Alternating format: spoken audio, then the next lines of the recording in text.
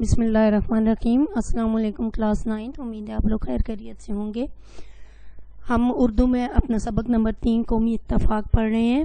ہم نے جو پچھلے لیسن میں پڑھا تو امید ہے کہ آپ نے وہ ہوم ورک جو میں نے آپ کو دیا تھا وہ آپ لوگوں نے کر لیا ہوگا. آج ہم آگے پڑھتے ہیں. صفحہ نمبر 24 پہ ہے آپ کا. ٹھیک ہے. صفحہ نمبر 22 اور 23 ہم نے پڑھا تھا نا, اس کی میں نے وضاحت کی تھی, آپ کو مشکل الفاظ کے معنی بتائے تھے, لکھنے کے لیے بھی دیے تھے. سوال نمبر 1 اور 2 آپ کو ہوم ورک دیا تھا. اب ہم صفحہ نمبر 24 سے پڑھتے ہیں. شروع کرتے ہیں اپنا سبق. نہایت افسوس اور نادانی کی بات ہے کہ ہم کسی سے ایسے امر میں عداوت رکھیں جس کا اچھا برا اثر خود اسی تک محدود ہے اور ہمیں اس سے کچھ بھی ضرر اور نقصان نہیں. یعنی سر سید احمد خان جو اس سبق کے مصنف ہیں وہ ہمیں قومی اتفاق کے بارے میں بتا رہے ہیں. تو پچھلے سبق میں جو کچھ ہم نے پڑھا اسی کو آگے جاری رکھتے ہوئے کہہ رہے ہیں کہ یہ بہت ہی افسوس اور نادانی کی بات ہے کہ ہم کسی ایسے کام میں ایک دوسرے سے دشمنی رکھیں جس کا اچھا یا برا اثر صرف اس جس سے ہم دشمنی رکھیں صرف اس تک محدود ہے, اس سے ہمیں کوئی نفع نقصان نہیں پہنچ سکتا اور ہمیں جو ہے اس سے کسی قسم کی کوئی تکلیف نہیں ہو سکتی. جو حصہ ابنائے جنس کا ہے اس سے ہمیں غرض رکھنی چاہیے, یعنی جو ہمارا اپنے ذات سے تعلق رکھتے ہیں جو چیزیں ہمیں ان سے غرض ہونی چاہیے. وہ حصہ آپس کی محبت, باہمی دوستی, ایک دوسرے کی احانت, مدد کرنا, ایک دوسرے کی ہمدردی ہے جس کے مجموعے کا نام قومی ہمدردی ہے. یعنی ان ساری چیزوں سے مل کر مجموعہ, بہت ساری چیزوں کا بہت سارے ان کا مل کے بننا, اس سارے مجموعے کا نام کیا ہے؟ قومی ہمدردی.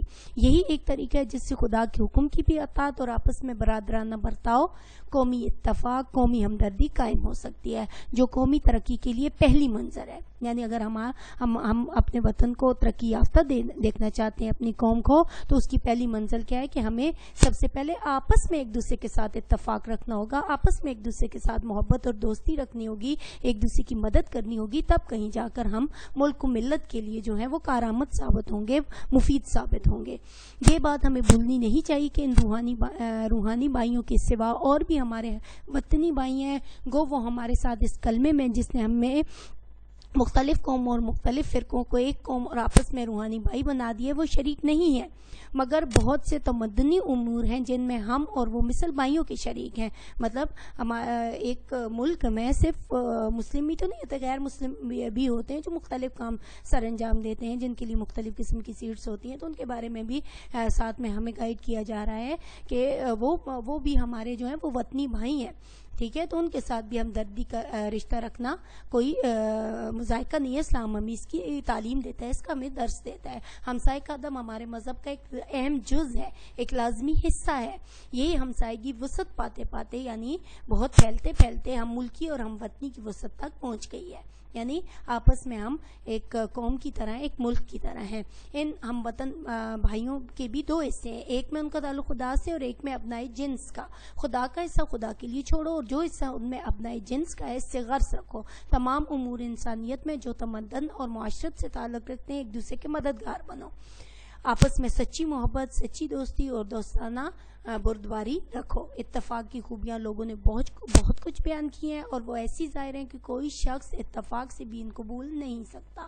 بہت بڑے بڑے واقعات دنیا میں گزرے ہیں جن کو پرانی تاریخیں یاد دلاتی ہیں اور جن کی یاد سے ایک عجیب اثر ہمارے دلوں میں ہوتا ہے. وہ سب باہمی اتفاق کا نتیجہ ہیں.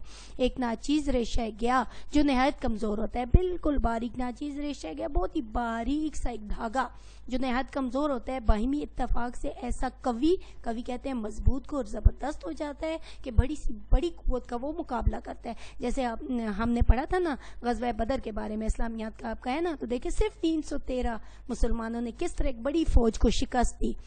تو اس طرح جب انسان آپس میں مل کر اتفاق کے ساتھ ایک اللہ پر یقین رکھتے ہوئے کوئی کام کرتا ہے تو وہ بڑی بڑی قوتوں کا مقابلہ آسانی سے کر سکتا ہے. اس وقت تعلیم یافتہ دنیا میں جو ترقی ہے یا مہذب ملکوں میں جو کچھ طاقت ہے وہ سب اتفاق کی بدولت ہے. یعنی وہ لوگ آپس میں ایک ہیں, وہ ایک دوسرے کے دکھ درد کو محسوس کرتے ہیں اور اسے دور کرنے کی کوشش کرتے ہیں.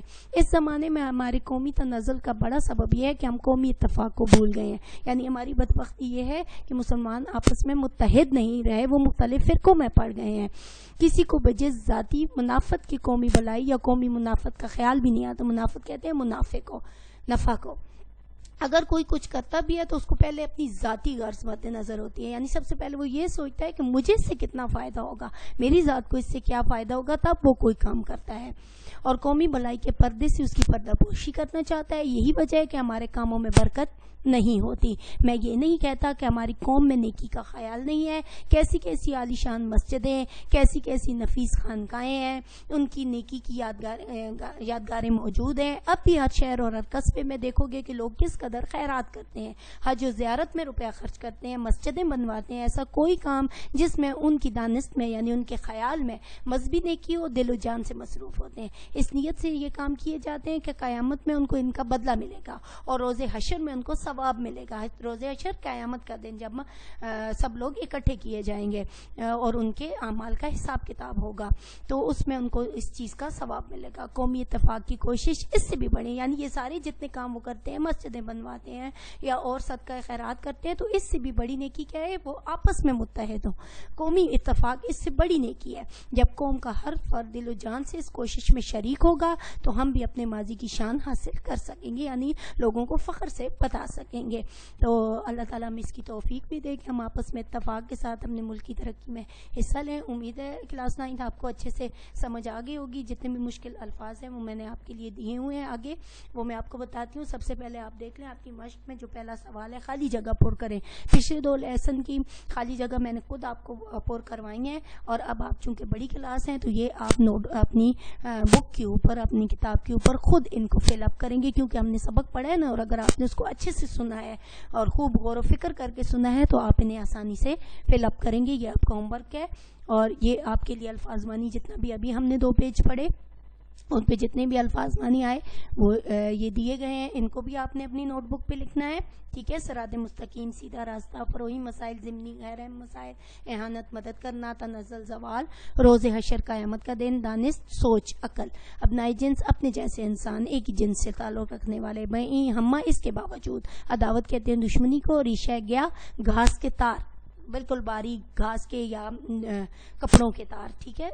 منافقت، فائدہ، نفع، بغض و عداوت، دشمنی، حسد، خانقاہ، درویشوں کا ٹھکانہ، درویشوں کی عبادت گاہ، ٹھیک ہو گیا۔ اس کے ساتھ آپ کے لیے سوال نمبر 3 ہے، انسان کی کن امور کا تعلق خدا اور انسان کے درمیان میں ہے؟ تو یہ نیچے جواب دیا ہوا ہے کہ انسان کی دنیا میں 2 طرح کے امور ہوتے ہیں، ایک وہ جن کا تعلق صرف اللہ تعالیٰ سے ہو، اسے حقوق اللہ کہتے ہیں، اور دوسرا جن کا تعلق بندوں سے، انہیں حقوق العباد کہتے ہیں۔ اب انسان اور خدا کے درمیان تعلق کو ایسے بیان کیا جا سکتا ہے کہ انسان کے دل کا معاملہ بندے اور خدا کے درمیان ہوتا ہے، اس کے دل میں کیا ہے صرف اللہ جانتا ہے، کیونکہ وہ دلوں کے راز سے واقف ہے۔ اس طرح انسان کے عقائد جو بھی ہوں وہ درست عقیدہ رکھے تو اللہ تعالیٰ اسے بخشے گا، اور اگر درست عقیدہ نہیں رکھے گا تو روز جزا اسے سزا ملے گی۔ اس طرح مذہب کا تعلق بھی اللہ اور بندے کے درمیان ہوتا ہے، اس معاملے میں بھی اس کے جو قریب ترین رشتہ دار ہیں، باپ، بھائی، بیٹا، کوئی بھی شریک نہیں ہو سکتا۔ مطلب یہ کہ انسان کا دل، عقیدہ اور مذہب، ان امور کا تعلق صرف اللہ اور بندے کے درمیان میں ہے۔ اگلا سوال آپ کے پاس ہے کہ انسان کی کن امور کا تعلق اپنے جیسے انسانوں سے؟ پہلے اللہ سے پوچھا نا، اللہ اور بندے کے درمیان، اب انسانوں سے پوچھا ہے، تو انسان کے مدرجہ ذیل امور کا تعلق اپنے جیسے انسانوں سے۔